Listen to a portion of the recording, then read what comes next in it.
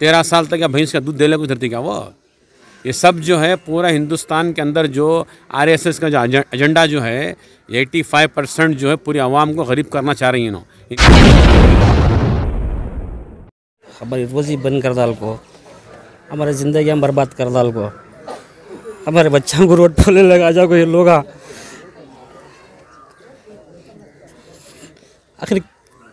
आखिर मुस्लिम दुश्मनी ऐसी कैसी निकाल रहे हैं लोग।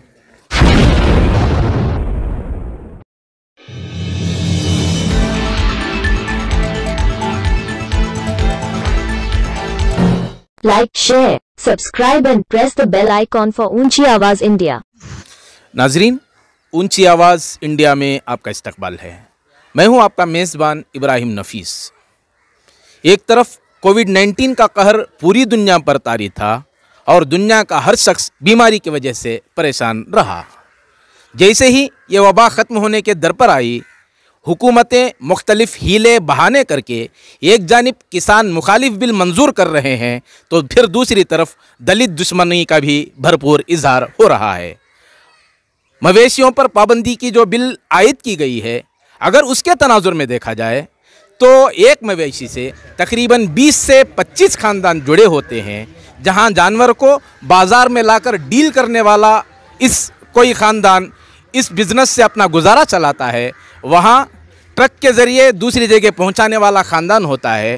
फिर ज़िबाह करने वाला, चमड़ी उतारने वाला, हड्डी फ़रोख्त करने वाला, हड्डियों से दवाई बनाने वाला, फिर उन दवाइयों को एक्सपोर्ट करने वाला, बोटी बेचने वाला, गोश्त को फ़रोख्त करने वाला, ऐसे कई ख़ानदान हैं जो तकरीबन एक मवेशी से जुड़े होते हैं। सरकार इस दुश्मन क़ानून को नाफिज करने से पहले तकरीबन इन तमाम ख़ानदानों को रोज़गार फराहम करने का कोई मंसूबा तैयार करती। चलिए जानते हैं इससे मुतासिर होने वाले इन अहबाब से, जो इब्तदाई 2 ही दिनों के अंदर इतने ख़ानदान आज सड़कों पर आ गए हैं। देखना यह है कि सरकार इसी हठधर्मी का इजहार करते हुए इस काले क़ानून को नाफिज करने में कामयाब रहती है या फिर इस पर सोच विचार करने पर भी गौर करती है। जी, क्या मसाइल हैं आपके और कैसी परेशानी फेस कर रहे हैं आप? लॉकडाउन आया, लॉकडाउन से बहुत परेशान थे।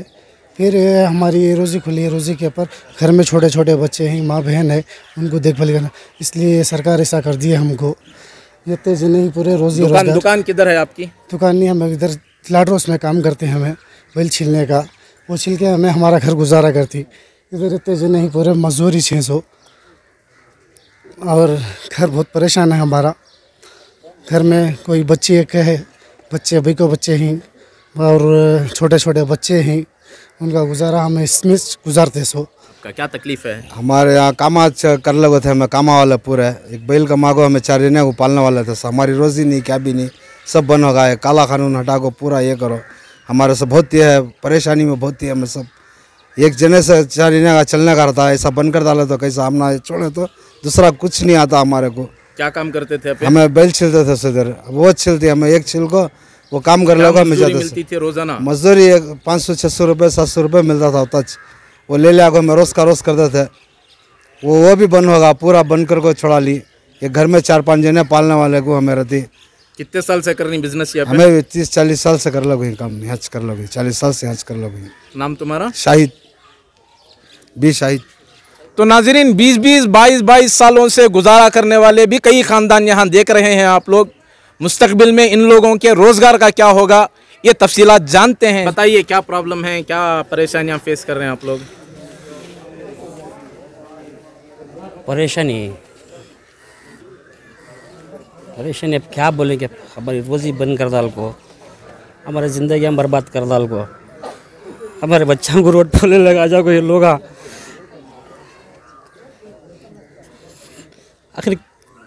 आखिर मुस्लिम दुश्मनी ऐसी कैसी निकाल रहे हैं लोग। आखिर हमारे ऊपर ये क्यों, हमारे ऊपर क्यों ये सब?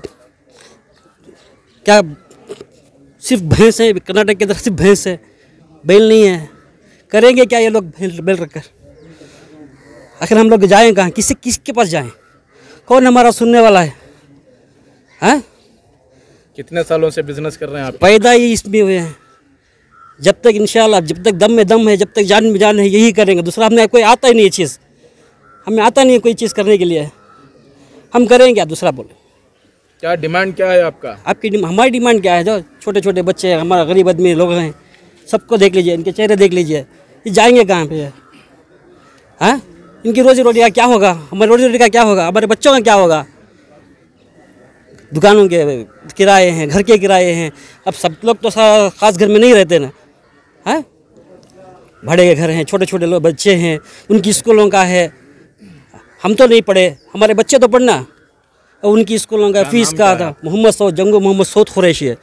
कुली मजदूरी करे तो हमारा भी घर चलता। सो 4-5 दिन से कुली मजदूरी नहीं है, उससे ज़्यादा परेशानी में अभी भी हूँ। सब भी वो हालत में ही रोजी का मसला। जानवरों को घास डालती हैं आप? घास पानी कितने साल से कर रहा हूँ?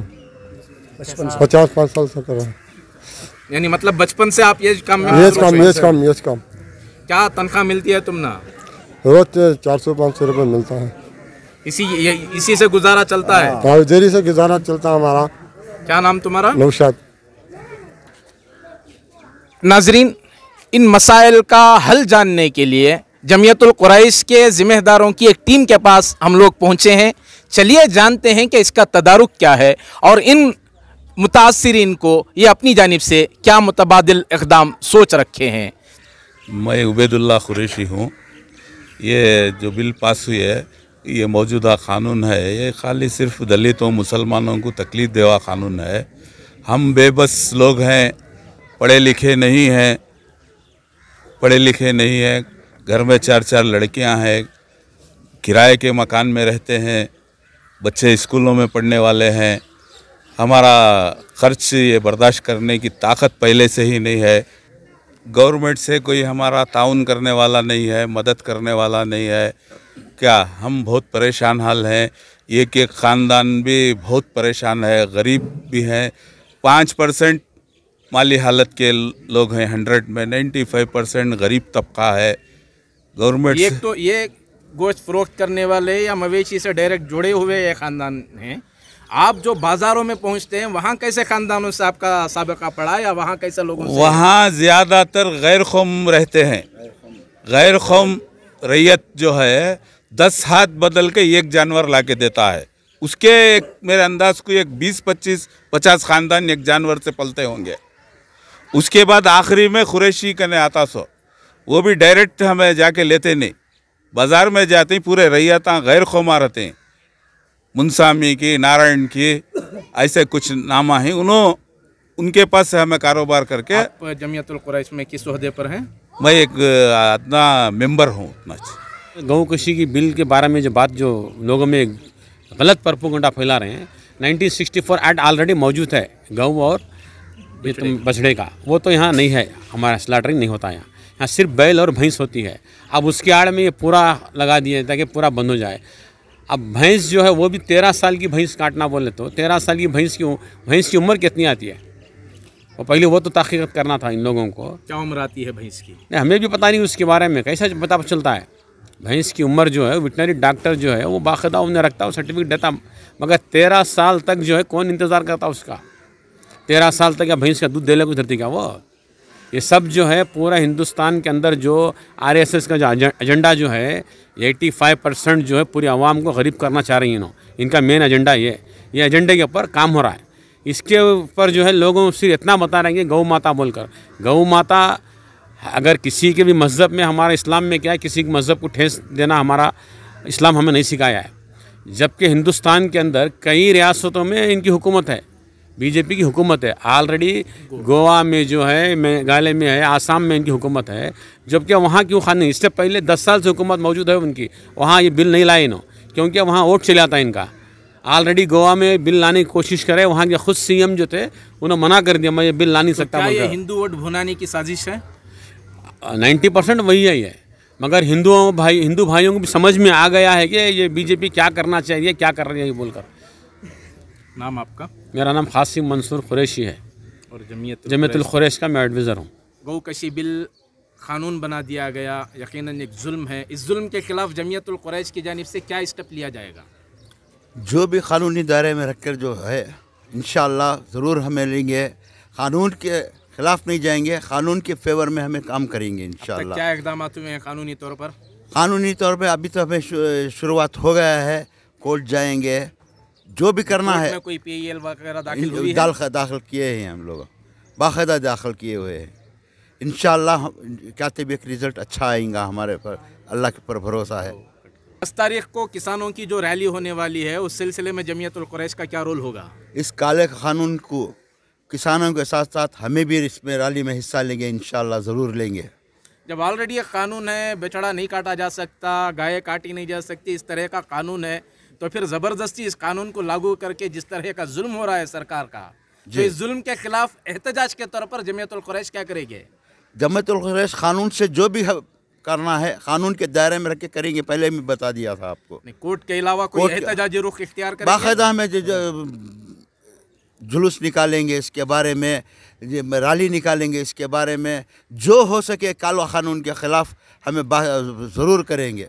सारे दलित लोगों को लेंगे, क्रिश्चियन को लेंगे, रैयतों को लेंगे, किसानों को लेंगे, हर तरीके से हमारी जो भी हद से हो सके हमें उनकी सबसे मदद लेकर हमें इस चीज़ को बाइकाट करने की कोशिश करेंगे। ये एहसासात थे, ये कंदोहनाक कहानी थी और ये दास्तान देख रहे हैं कि इन लोगों का कोई मुतबादिल नहीं है और रोज़गार के सिलसिले में जो परेशानियां इन लोगों की नज़र आ रही हैं, सरकार इन तमाम का गला घोंटते हुए इनके रोज़गार को ख़त्म करने पर तुली हुई है। हालांकि हिंदुस्तानी कानून इस बात की इजाज़त देता है कि किसी की ग़िज़ा पर कोई रोक नहीं लगाई जा सकती, किसी के लिबास पर कोई रोक नहीं लगाया जा सकता। इसके बावजूद जिस तरह की दुश्मनी का इजहार कर रही है सरकार को, इस सिलसिले में सोच समझकर इक़दाम करने की ज़रूरत है। नाजरीन, हमारी ये रिपोर्ट आपको कैसी लगी हमें ज़रूर इत्तला करें, और अभी तक आपने हमारा चैनल सब्सक्राइब नहीं किया है तो सब्सक्राइब कर लें और नीचे घंटी के बटन को दबाएं ताकि हर नोटिफिकेशन आप तक बराबर पहुंचे। शुक्रिया।